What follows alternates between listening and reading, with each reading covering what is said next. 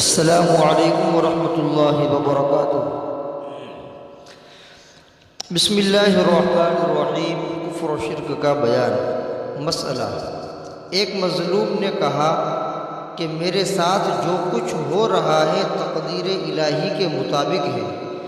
ظالم نے یہ سن کر کہا کہ میں جو کچھ کر رہا ہوں تقدیر الہی کے بغیر کر رہا ہوں، یہ تقدیر الہی کا انکار ہے، جو کہ کفر ہے۔ کفریہ الفاظ اور ان کے احکامات، صفحہ 43۔ ایک آدمی کسی کے اوپر ظلم کر رہا ہے تو ظلم کرنے والا ظالم کہا جاتا ہے، اور جس کے اوپر ظلم ہو رہا ہے اس کو مظلوم کہا جاتا ہے۔ تو مظلوم نے یہ کہا کہ میرے ساتھ جو کچھ بھی ہو رہا ہے وہ تقدیر الہی کی وجہ سے ہو رہا ہے، تقدیر الہی کے مطابق ہے، یعنی میری تقدیر میں اس طرح لکھا ہوا ہوگا تبھی تو میرے ساتھ اس طرح ہو رہا ہے۔ تو ظالم نے کہا کہ میں جو کچھ کر رہا ہوں، یعنی ظلم کر رہا ہوں، جو کچھ کر رہا ہوں وہ تقدیر الہی کے بغیر کر رہا ہوں، تقدیر میں لکھا ہوا نہیں ہے، اس کے باوجود میں کر رہا ہوں۔ تو یہ گویا کہ یہ جو ظالم ہے وہ تقدیر الہی کا انکار کر رہا ہے، اور ظاہر بات ہے کہ تقدیر الہی کا انکار کفر ہے، لہذا یہ آدمی اس طرح کہنے کی وجہ سے کافر ہو جائے گا۔ مسئلہ: ایک شخص گناہ کا ارتکاب کر رہا تھا کہ کسی نے اس کو ٹوکا اور کہا کہ کیا تم اللہ سے نہیں ڈرتے؟ اس نے جواب دیا کہ نہیں، وہ کافر ہو جائے گا۔ مالا بد منہ، صفحہ 138۔ ایک آدمی گناہ کر رہا ہے، اس کو کسی نے روکا بھائی گناہ مت کر، اللہ کی نافرمانی مت کر، اللہ ناراض ہو جائیں گے، کیا تو اللہ سے ڈرتا نہیں ہے گناہ کر کے؟ تو اس نے کہا کہ میں اللہ سے نہیں ڈرتا ہوں، تو یہ آدمی کافر ہو جائے گا۔ مسئلہ: اسی طرح کسی اور شخص سے کہا گیا کہ کیا تم اللہ سے نہیں ڈرتے، اور اس نے غصے کی حالت میں جواب دیا کہ نہیں، تو وہ کافر ہو جائے گا۔ مالا بد منہ، صفحہ 138۔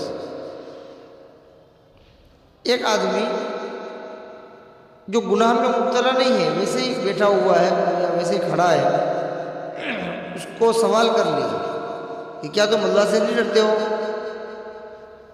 تو اس نے غصے میں آ کر کے کہا کہ میں اللہ سے نہیں ڈرتا ہوں، تو کافر ہو جائے گا۔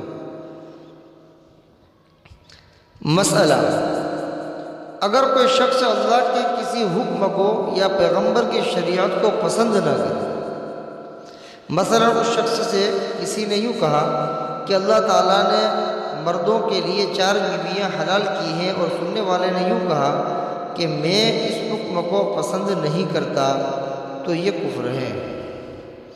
یعنی کوئی آدمی اللہ کا حکم نہ مانے یا شریعت کو پسند نہ کرے، اللہ کا حکم نہ مانے یا کسی پیغمبر کی شریعت کو پسند نہ کرے، تو اس سے آدمی کافر ہو جاتا ہے۔ مثلا ایک آدمی نے یوں کہا کہ اللہ تعالیٰ نے مردوں کے لیے 4 بیویاں حلال کی ہیں، یہ اللہ کا حکم ہے۔ تو اس کے جواب میں جو سامنے والا ہے وہ یوں کہتا ہے کہ میں اس بات کو پسند نہیں کرتا، یا میں اس حکم کو نہیں مانتا ہوں، یا اس حکم کو پسند نہیں کرتا ہوں۔ تو جو آدمی اس طرح کہتا ہے کہ میں اس بات کو پسند نہیں کرتا ہوں، وہ کافر ہو جائے گا۔ دونوں نہیں، جو جواب میں جو کہہ رہا ہے کہ میں اس بات کو پسند نہیں کرتا ہوں کہ اللہ تعالیٰ نے مردوں کے لیے 4 بیویاں حلال کی ہیں، یہ بات کی ہے لیکن میں اس کو پسند نہیں کرتا ہوں، اس طرح کہتا ہے، تو یہ آدمی کافر ہو جائے گا۔ مسئلہ: اگر کوئی شخص یہ کہے کہ صرف اللہ تعالیٰ کا وجود ہونا چاہیے اور کسی چیز کا وجود نہیں ہونا چاہیے، تو وہ کافر ہو جائے گا۔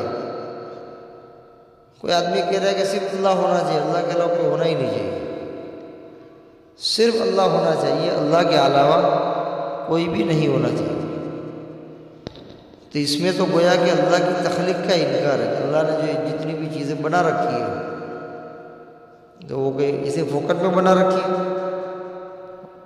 ربنا ما خلقت هذا باطلا، اللہ تعالیٰ نے یہ دنیا کی جو اندر جتنی بھی چیزیں بنائی ہیں، جتنے بھی انسان ہے، جنات ہے، جانور ہے، جتنی بھی سب چیزیں ہیں سب اللہ کی بنائی ہوئی ہے، اور اللہ کی قدرت ہے، اللہ کی مصلحت ہے۔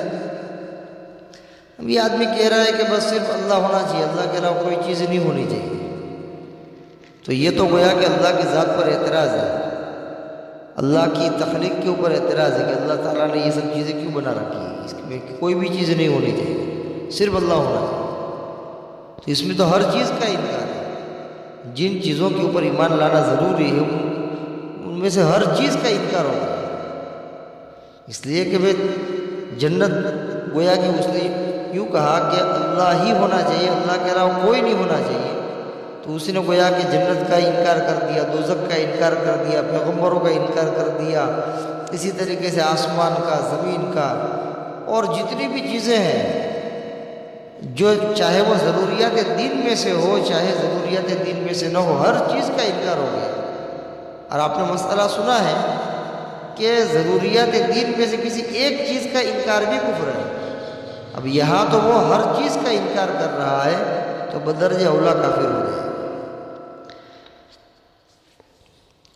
اللہ تبارک و تعالیٰ کفر و شرک کی باتوں سے پوری امت مسلمہ کی حفاظت فرمائے۔ وما علینا الا البلاغ۔ السلام علیکم ورحمۃ اللہ وبرکاتہ۔